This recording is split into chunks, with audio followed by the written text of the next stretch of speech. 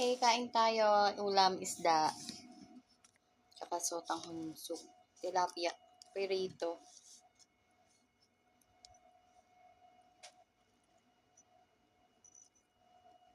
Ano naman kaya gagawin sa kwarto niya? Meron na naman bala. Pumunta daw ako dun. Baka naman may bibigay.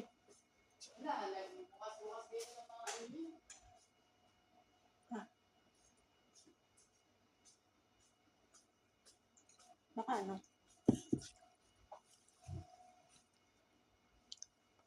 Naiinis ako.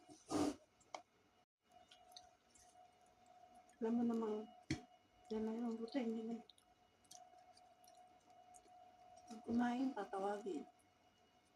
Hindi pa nga nakakakain. Pinapaakyat na ako eh. Ayun nga, ganun yung ano nila.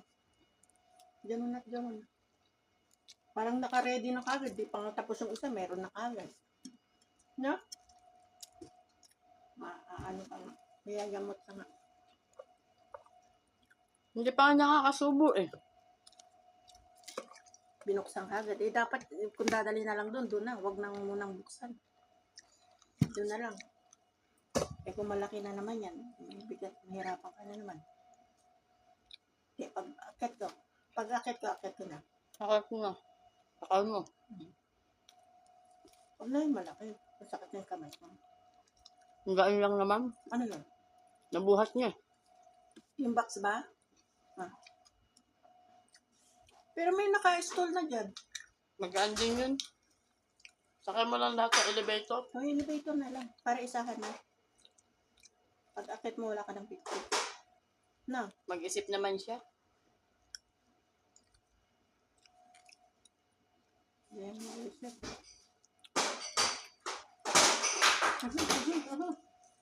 Ano ba nangyari? Rowena, Ate, nagugutom ka na. Halika natin. Gutom na yan. anong oras na kasi? Ate, halika na.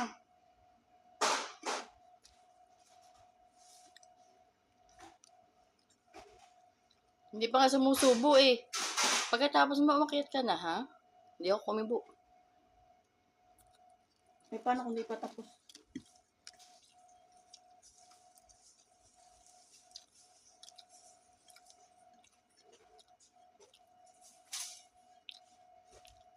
Under na naman siyang ano.